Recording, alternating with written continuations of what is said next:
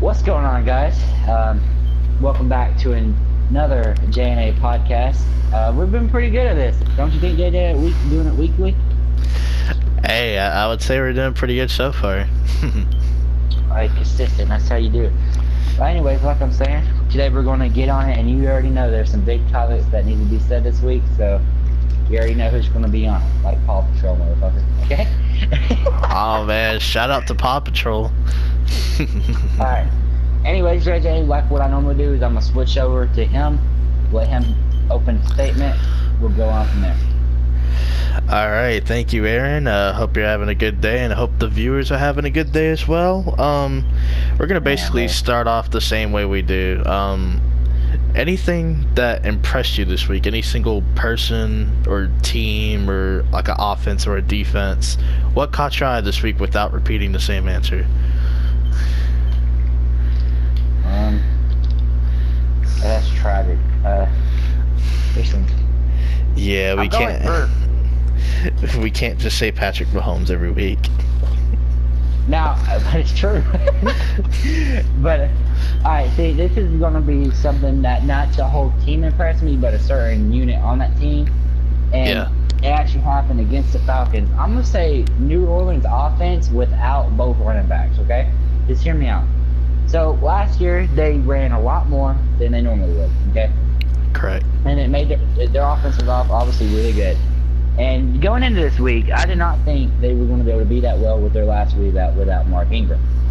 Well, they went in, and even though Mark Ingram went in there, you saw what they did. Okay, we don't have to talk about it, or we don't have to blow it out or whatever. But you saw what they did, and I really respect them because that just shows that even without that running back duo that everybody talked about last year, you could, like, the players you do have step up. You feel me? Yeah, absolutely. And that's pretty much what I have to say is I really like the way the offense looked, and that's what I'm going to do. I'm going to hand it over to you now. Let's see what you got to say. Alright, so one thing in particular that impressed me without saying Ronnie Fitzpatrick or Patrick Mahomes, I'm going to go ahead and say the Miami Dolphins because, let's be real, nobody had them going 3-0 to start the year. I've been pretty low on the Dolphins, so shout out to any Dolphins fan that happens to accidentally see this video. You guys are 3-0 on top of the AFC East for now. You know, there's still a long ways to go. This is not a sprint, it's a marathon. But you guys have taken care of business as a team for the first 3 weeks. Okay. I know I just cut you off, but this is where it's also part of my job, is to cheek, whatever you want to call the word. And this is where I'm gonna have to cut that. I don't care how they've been playing. I don't see them keeping it up. Personally, in my opinion. I don't either. That's why I said, you know, it's not a sprint, it's a marathon. You know, like, shut up. Just for now. You know what I mean? Just for now, you know, the record speaks for itself. 3-0. It's hard to start the season out hot. And last year, Aaron, 2 teams started out 3-0, and it was Atlanta and Kansas City. And this season, it's Kansas City, the LA Rams, and Miami. In Miami, I mean, out of those 3 teams, like, nobody expects Miami to be 3-0, but they are. So, shout out to them. I don't think it'll continue. You know, I've been saying they'll have, like, the #1 overall pick. They may have a top 5 or 7 pick. I don't know about #1. There's some teams out there that might get it. I don't see them having it. I know I just said that they don't expect that, but I still don't see them being the ones to hold that first overall pick. Yeah, they'll probably be somewhere in the top 7. #1, yeah, I know I said it like a month ago. It's kind of a stretch now because they already have 3 wins under their belt, and, you know, they can still get a couple more wins, but I don't expect these guys to, like, shock the world or anything and make the playoffs, you know what I mean? It's the start of the year. I'm just gonna keep it real. Is there anything else that kind of caught your attention this weekend? Is this? Not really. Not really.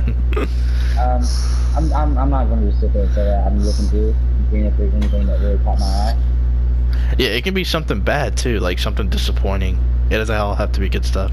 Well, because you said that, I'm gonna go here, but I'm also gonna kind of reverse my reverse if you just sit back and listen to this for a second. Okay. What I'm gonna say is, Ryan Fitzpatrick obviously didn't play as good of a game as everybody expected him to. At the end of the game, you still gotta think he threw 3 interceptions, but he made up for it with touchdowns. You know what I'm saying? And Correct. obviously, if he didn't throw them 3 interceptions, they could have won. But that's how I think about it. Yeah, and speaking of Ryan Fitzpatrick, I want to give a shout out to his teammate Chris Godwin after he threw the 3rd pick.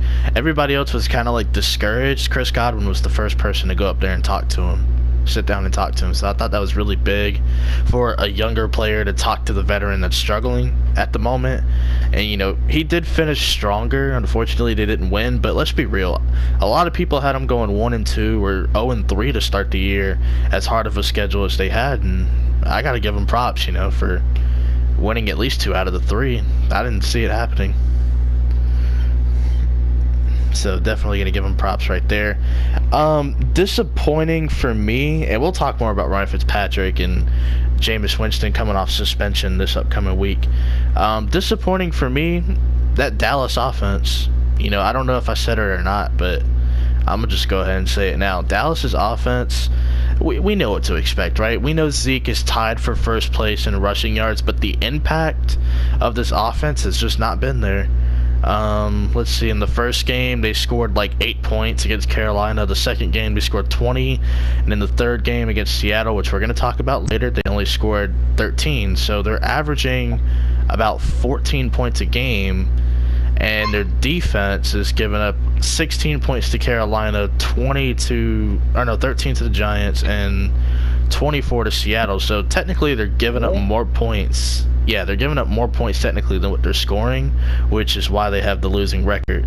And I just feel like the offense as a whole just isn't clicking. I mean, yeah, you know, Zeke is quietly tied for first place in rushing yards, but they just haven't clicked whatsoever. And Dak Prescott, I saw a picture on CBS Sports. Dak Prescott and Brock Osweiler in the last like 12 games or whatever have like similar stats. And we all know Brock Osweiler's a backup. So I thought that was interesting. And he hasn't thrown for 200 yards in 14 games, by the way. So we're going to have to monitor Dak Prescott if he can crack the lucky number 200, you know? Yeah. No, I think that's it. I'm gonna hand the reins over to you. Is this what you want to talk about? What we talked about earlier? Absolutely, kick it off. All right, so what this section is going to be about is Le'Veon Bell. Okay. What the main thing I'm going to do is when I talk about this is people talk. They took him off of his depth chart. Is what I'm pretty much getting at. They took him off the depth chart, which pretty much means there's teams are going to pretty much there's a trade in works expected soon. You feel me? Yeah. But the question is like.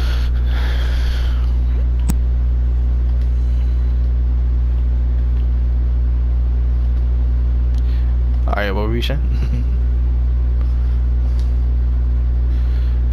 All right, Aaron is thinking of a quick thought to add to his opening statement. Dude, my bad, bro. My name's bothering me about something. Yeah, you're good. All right, so basically what my friend is talking about is Le'Veon Bell and the fact that the Steelers took him off the depth chart. Now, I know this is mainly his topic, but we're going to talk about teams that could probably make a move for him, and we know one in particular who has already hit up the Steelers DMs for Le'Veon Bell, and that's the New York Jets.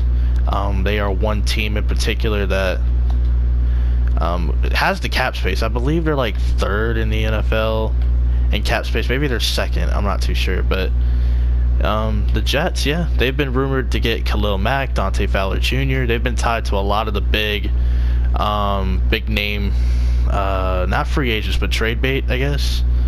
So It'll be kind of interesting to see where Le'Veon Bell ends up, but the Jets so far have links to Le'Veon Bell, so that's definitely going to be interesting.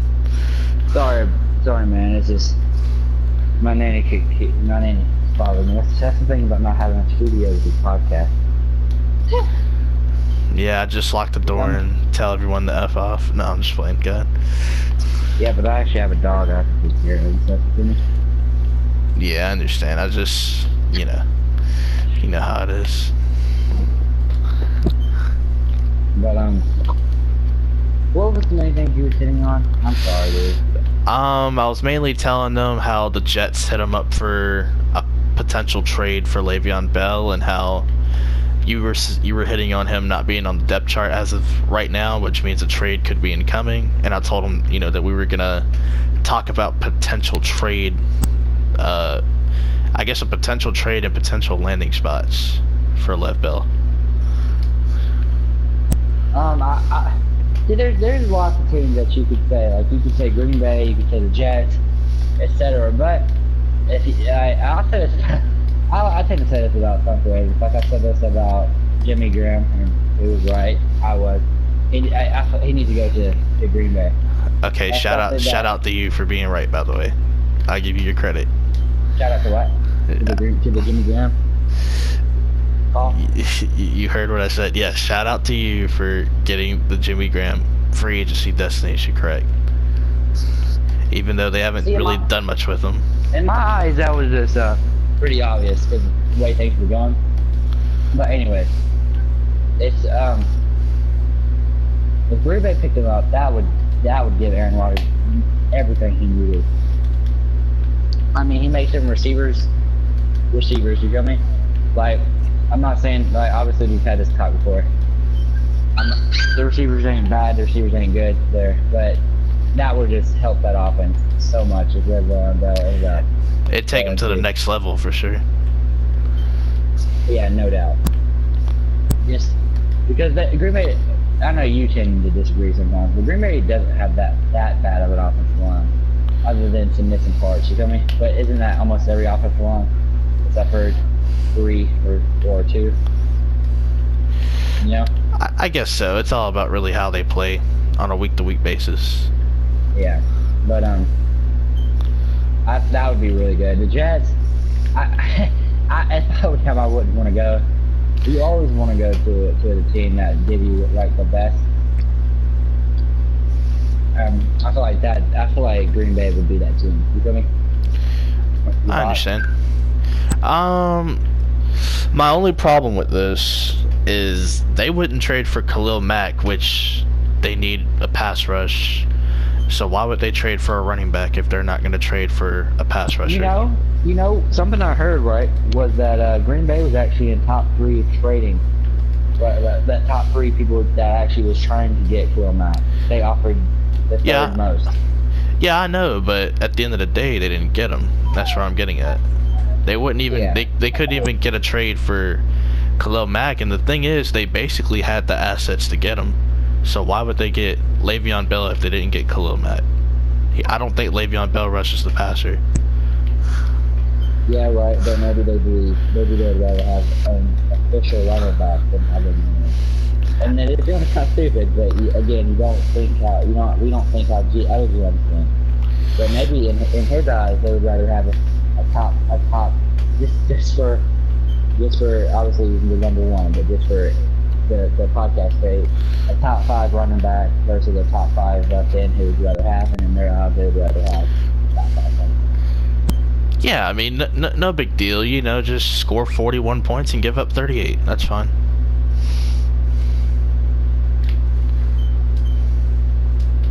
I feel what you're saying, but I feel like that would be nice to see him in the team. So, what other teams would you personally consider besides Green Bay and probably the Jets? And any other teams on the radar? A team that lost a top 10 running back. I'm gonna go Miami Dolphins. Okay. They lost Jay Ajayi. Oh yeah, last year. Last year. and that would be really nice for them to get somebody even better. You know, I mean, Yeah. if you think about it, at the time, or at this time, it was still stupid for them to do that. Probably a really stupid trade. But if they get Le'Veon Bell, then maybe people won't hate on him so much for that Jay Ajayi trade. You feel me? Yeah, and I mean, you know, Le'Veon Bell spends a lot of his downtime in Miami, so it kind of makes sense. But do you think the Steelers would advocate towards what Le'Veon Bell wants, which is to be closer to where he has a house, which is in Miami? Yes. If I feel like they have, well, maybe not. Maybe before all this they had mutual respect for him, but I would still think they had respect for him. I mean, that is their franchise running back so far. You feel me? He's went through thick and thin with him. Yeah. No reason just to hate on him now. You feel? I feel you, but you know, kind of like what you said about the GMs. You know, like in our minds, it's like, yeah, no hard feelings. We just want the best for you. But you know, they're probably thinking, you dick, why didn't you sign with us? If they would offer him a good contract. Yeah, I agree. They should have been offered him, but you know, that's business for you. They kind of do what they want. Yeah, I'm not disagreeing with you. I'm just saying, you know, if they wanted to get it done, they would have had it done by now. Yeah, no doubt. But obviously, that's not number one on their priority list, unfortunately. Which it should be.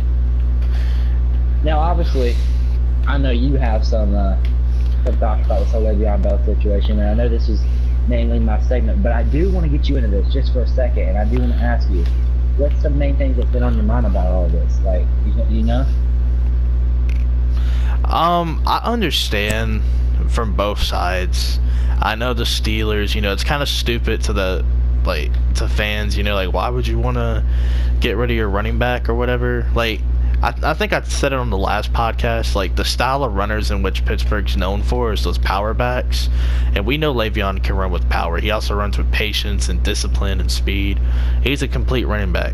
But based on recent history of the Steelers, you know, with Franco Harris and Jerome Bettis, Rashad Mendenhall until he got all those concussions, you know, what have they all had in common? They're power backs. And, you know, James Conner is a younger running back, so I guess they want to invest in him. You know, whatever. They're probably wrong about it, but, you know, we think they're wrong about it. But in the organization's eyes, yeah, in the organization's eyes, they're probably, yeah, you know, bring him, let's run with this guy. And it sucks because, you know, Le'Veon doesn't have that payday. I know that, you know, the franchise tag, it's a good contract, but he just wants like a long-term contract. I don't think really it's about, I mean, it is about the money, obviously, but I mean, I don't think it's like necessarily about it. I think he just wants to be ensured that he is the guy, the franchise back. Yeah. I think that's his MO. I actually do have a team of my own. I know like a lot of people are saying Green Bay. Like, I'm 50-50 about that. I would not mind him at all, obviously, like as a Packer fan and as a football fan in general, to see Aaron Rodgers and Le'Veon Bell together. Like, but in my personal opinion, like I said, if they couldn't successfully trade for Khalil Mack, knowing what the Raiders wanted and knowing the assets in which they had to get it, why would they, you know, successfully trade for Le'Veon Bell unless his asking price is just lower than expected, which I have not heard an asking price for Le'Veon Bell. I'm assuming if they're smart, which who would give us, I would give it up probably, but a first round pick. If this, you probably, I don't know, this is your thoughts, right? And I'm not, this is not gonna be my final answer. This is just something I'm gonna throw out there, okay? How do you feel about this? A first round pick and a fifth round pick and no, let's just stick with that. Let's say we're negotiating right now, like a small little segment, okay? I want, I have Le'Veon Bell. No, you have Le'Veon Bell. I want it, okay? I'm willing to give you a first round pick and a fifth round pick. What do you say from that? What's your counter offer, or do you accept? And think like realistically. Don't just keep on going down. Just don't keep on just going higher because you just to be funny. Well, what team are you that's trying to trade for him? The Dolphins. The Dolphins.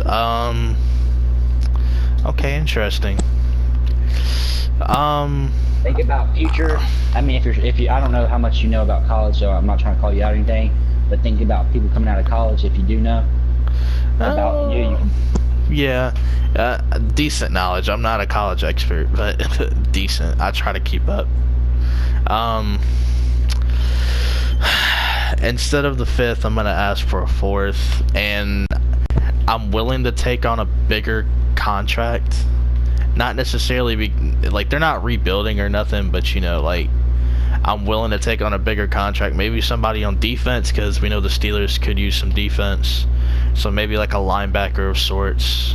Like, okay, so Le'Veon Bell gets traded for a 1st-round pick, a 4th-round pick, and Kiko Alonso, and you guys get like a 6th-round pick in return. And Le'Veon Bell. Because the Steelers could use more linebacker help. And I know that's what you want. And in that case, if that's what your counteroffer was, and we would not break that, I would give it a first round and a 2nd round, and then I'll call it in and give you a counteroffer or a stay. So I'm not giving that to you guys. So you said you'd give a 1st and a 2nd round pick for Le'Veon straight up? Straight up. All right, I'll definitely take that. No doubt. Okay. Now, obviously, if I would have said 3rd, what would be your thoughts? But in real life, I probably would have said 1st and 3rd. But obviously next year, let's see. I would probably have given you like a next year, like 4th, if you gave me a current 5th. Like just as an add-in. Oh, okay. So that way they get some draft capital in return too. Okay, well, that was good. We got a deal done. Bingo. That's because we know what we're doing. The other thing is, would you ever offer a 1st round and 2nd round for Le'Veon? No. If I was Green Bay, I would. Y'all have it. I'm sorry, y'all have it. I would, okay, so I would offer one of the 2 1st-round picks, but there's no guarantee because he's still got to re-sign with you too. You know what I mean? So basically, you just gave him. Why wouldn't he sign with Green Bay? Think about it. Okay, so basically he gets there and he re-signs immediately, like what Khalil Mack did. Then yeah, definitely a 1st-round pick and probably next year's 3rd for Le'Veon. That's not too bad. But like if we're not able to re-sign him, or if Green Bay's not able to re-sign him or whatever, then it's not worth it because you basically just traded just to have him for like this year. Obviously, I think you would re-sign. I personally do. Like I'm definitely not trading just to have him for a few games. Like I need to be like guaranteed having this guy. And trust me, I would clear cap space to get him too, like to re-sign him if we didn't have enough money. Before the trade, and they're like, would you re-sign with it? But what if he says yes and he just turns around and says, you know what, I'm not gonna re-sign? I don't think I'm that type of person, do you? I don't either, but I'm saying like I'm putting it in a scenario like what if he was that much of a snake to do that? Well, I mean that's when we just continue to play the F game, yeah. Yeah, like I'm not trading a 1st-round pick, you know, for any running back in the league, in my opinion. Not even Le'Veon, but I understand why people would do it because of his value, like as a player. Because like that's the thing, you gotta value certain positions. There are certain positions you just trade a 1st-round pick for. And I don't feel like running back is that one, because I've said it before, even though Le'Veon's elite. Me either, and me either, but the reason I did was to see what your thought on. Honestly, I'll give up 2 seconds. 2 seconds for Le'Veon, that'd be my final on it. That's like the most. But there's just certain positions I would offer a 1st-round pick for. And, you know, even receiver, quarterback, left tackle, linebacker. Left tackle, depending on how good of a left tackle. Like if it's like a young left tackle like David Bakhtiari, Taylor Lewan, yeah, I'm giving up a 1st because that's a franchise tackle. But if it's Jason Peters, I'd probably offer like a 3rd. and try to get something back, like a 6th-round pick, just because he's 34. But I've said it before, right? Even though Le'Veon's elite, running backs really come a dime a dozen. That's probably how the Steelers are looking at it. And think about how many offenses now try to use 2 running backs because of what the Falcons have been doing, right? With their 2 running backs. And the Patriots with their, like, 3 running backs that they try to use. The thing is you can't keep them 2 running backs for long. Exactly, because you're going to have to pay one of them, and then if you don't pay the other, and you use your money everywhere else, you know, then you're kind of screwed. But that's when you can go in the draft and just replace them and keep replacing and replacing and replacing, which kind of gets stupid and repetitive, but it's something teams do. You better make sure you replace with the right person. True that, yeah. Well, I mean, back in the day when the Saints had Reggie Bush and Pierre Thomas. I mean, look at them now. Now they have Mark Ingram and Alvin Kamara. It took them a while to replace it, but just look at how they got that settled now, you know? Yeah. Teams that I would trade him to, I would definitely look into the Colts, mainly because they have the cap space to bring him back, and you finally get Andrew Luck a run game. Oh man, Frank Gore, Miami Dolphin, but Kidding, I had to. I know. All right, Davis. Thank you. Yeah, you know that was on purpose, because I started laughing. I know. I mean, they have just a bunch of guys, and I'm not saying they suck or anything, but I mean, they're just a bunch of rotational backs there with the Colts. You get Le'Veon Bell and Andrew Luck and T.Y. Hilton, Eric Ebron. I mean, the play action's already set with those 4 weapons. You would just have to add more receiving help alongside T.Y. Hilton and company. But you definitely get Le'Veon Bell. You have draft capital, because guess who made a trade with the Jets in last year's draft to get, like, 2nd-round picks? The Colts! They have dude, they have like 2 or 3 2nd-round picks next year. They can just trade one of them. Crazy. They can just trade one of them. Trade one of them. I know, right? They can literally just trade one of them. And then I bet you, I know this is off topic, but I bet you in next week's draft, they trade up in the 1st round with another 2nd-round pick. Yeah, definitely. I mean, if they have the leverage to do it, they should just do it. And if they see a guy that they like, definitely do it. I think they should do it for a receiver, personally, just to add help around T.Y. Hilton. I know Ole Miss has a really good receiver in college. Can't think of his name, but he's like top of the charts. I want to say his name's AJ. I know that.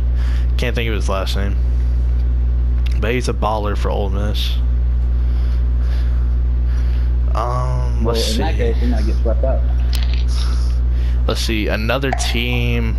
I can see the Jets too, but I want to try to pick different teams. Maybe the 49ers.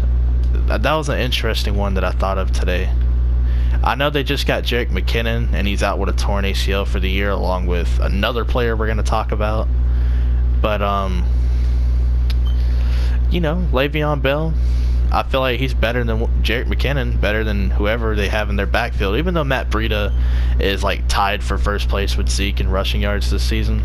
Granted, it's 3 games, but who would you rather have? Matt Breida, Jerick McKinnon, or Le'Veon Bell? I mean, this should be easy, hopefully. Jerick McKinnon.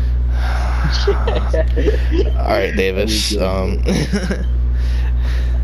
Okay, but obviously Le'Veon Bell. So I feel like Kyle Shanahan would be very creative with Le'Veon, considering the film that we already have on Le'Veon. The fact you can line him up as a receiver, out of the backfield, he can catch passes, pass protection, running. You know how he likes that old running back. Yeah, you know how he likes running back. Yeah, he's a very creative dude, so I would imagine Le'Veon Bell probably could statistically have his best season. Because you said that, I see that. I do, I see that. And I'll try to think of one more team before I just... I see him going to 40. I see him going to 40. Yeah, that's a reasonable one. I'll try to think of one more team real quick, because you got to think, a lot of teams use multiple running backs. Nah, I don't see Pittsburgh trading him to a rival anytime soon. I was gonna just give you a crazy answer, but I can't do it. Now, can you come with that crazy answer, right? You don't have to. Oh, the Ravens, just for shits and giggles. Oh, so actually, yeah, they don't trade him to a rival. That's my final team is going to be, okay, this is going to require some thinking because you got to think of the landscape. I'm going to say Tampa Bay. I understand. That's how I feel about Khalil Mack with the Bears. You know, welcome to my reality if that happens. Just the running back version. You know, I know they drafted a running back in Ronald Jones. Granted, we haven't seen much from him. Le'Veon's a clear upgrade over him. No disrespect to Ronald Jones, but just imagine, right? Ryan Fitzpatrick or Jameis Winston, whoever's playing the best football at that time. Le'Veon Bell, Mike Evans, Deshaun Jackson, O.J. Howard. Either way, dude, you have a baller. Exactly, and the play action will be so much easier to set up. So, Dude. Just imagine. So, yeah, my three teams, the Colts, 49ers, and Tampa Bay Bucks. Listen, bro, I don't want to go to Tampa, but I see that too, kind of. But do they have a cap space for them? Yeah, I think they're like second in cap space. Or third. Really? Yeah, I think it was alternating between the Browns, Jets, Colts, Bucks, somewhere in that order. They have the cap space. I was just looking at cap space for the upcoming season and for right now. They have the cap space to do that. That includes the contracts they've already extended to Mike Evans and Deshaun Jackson. That's good. Alright, so is there anything else in particular about Le'Veon Bell you want to touch on? I think we might have hit it, unless you're thinking of something. Okay, so I actually do have one last question about Le'Veon. This could be lengthy, maybe not. So we talked about potential trade destinations. Let's just say the Steelers, for some odd reason, are like, you know what? We don't even want anything for you. We're just gonna let you hit the market. No way. Who should be the highest bidder for him? Instead of giving up something, I know I don't think it'll happen, but just for the podcast, just for fun, who would be the highest bidder? For free agency? Yeah, who would be the highest bidder if Le'Veon somehow just hit free agency? The Jets. I'm gonna say yeah, between the Jets and Bucks or Colts, one of those three teams, just because they have the money to do that. Yeah, that's my answer. Yeah, I was just doing that for fun. I definitely think they're gonna get something for him, you know. Like, no way they just let, you know, the best running back in football just hit the market like that. That's ridiculous. That would be horrible. You know that, right? Oh yeah, that would be literally the talking point of the rest of the season, for the upcoming season, if they just let him hit the market for no reason. Anything else you want to touch on now before we conclude the part? What if all teams just stop, like again with the podcast, what if all teams just stop negotiations so they can get him good? What a big move that would be. Interesting, yeah. Then you're looking at a whole new scenario. If no team offers just so they can get them in free agency, that's interesting. And you know, we've seen it in other sports too, and it's kind of crazy. We've seen it in other sports. We've seen it in football, I believe, where no team offers them, but yet in free agency, you know, they still go out and get the player. I'm pretty sure it's happened before. I can't give a particular example, but I know it's happened. Le'Veon Bell doesn't get traded. They go out in free agency. If he's the same Le'Veon Bell we have known to love and learn next season after a whole season of not playing football. I feel like as long as he stays in shape, yes. That's what I'm saying. If he's still in shape, that's pretty much the question I'm asking. Yeah, that's what I'm getting at. As long as he's football first, I think he'll be okay. Is he? Do you think he is? I think he is. I just don't think it's with Pittsburgh. I mean, I know we've. And that's what I'm saying. Do you think this whole time he's actually been putting work in? I'm gonna say I would think he's been putting some work in, but obviously we've seen photos of him at the nightclubs and stuff. But I feel like he's definitely training every day. You know what I mean?